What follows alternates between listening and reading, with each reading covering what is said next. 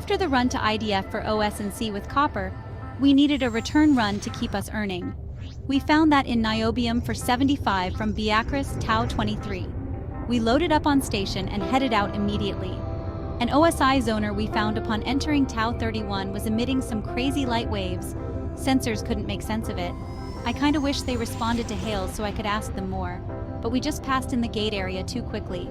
A short trip later, we sold most of niobium to Cortez Minor Tavern for 210, although they reached their quota and refused to take the full load. It was decided just to head to Cordova shipping platform and filled the holdup again with super alloys for 65. This way, both products could be sold on Emerson Supply in Hudson, as they were always in demand there.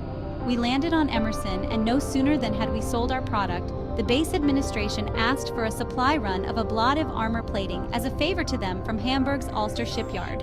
It seems it's a product of high demand these days, and they wanted to have some in stock to entice traders to visit. This delivery was short and sweet, but we still had a contract to fulfill. It was back to another run to IDF.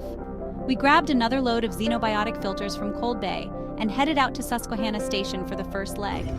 Once delivery to the Deep Space Engineering Station was completed, Coronado was our objective, again in search of copper. Scottsdale Refinery had their usual volume in supply, and we filled our hold to the brim with our desired resource of the day.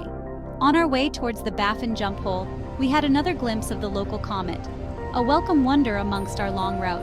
In Baffin itself, our curiosity almost got the better of us when the crew and myself decided to check out that visual contact out by Hodge and Podge we'd seen on that prior trip through the system.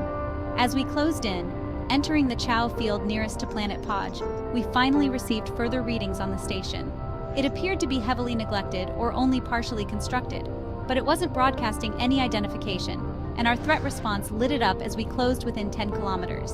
We veered off back towards our course, still finding it mysterious, but none of us would jeopardize the safety of the ship just to get conclusive answers when the potential for combat is involved.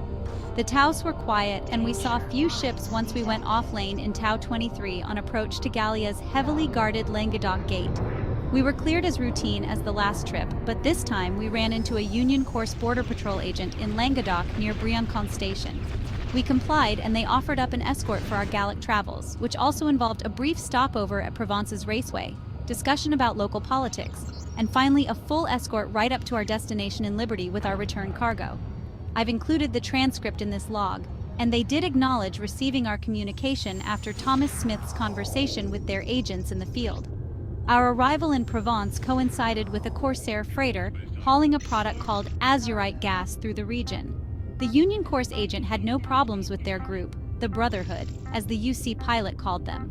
This exotic material was explained as available in the deep Omicrons. It might be an opportunity to look into, as I know I've never come across the substance myself, so it must be rare. On our return trip through Kusari, we stopped by yet another busy raceway at the Golden Dragon in Shikoku. The turns and loops involved in this one would definitely take some practice to master. Finally, we reached Colorado and Planet Denver, where my escort Union Course agent and I parted ways. I must say that this particular individual seemed well suited to promotion. It almost makes me want to look towards setting up a place of residence on Marseille for my vacation time away.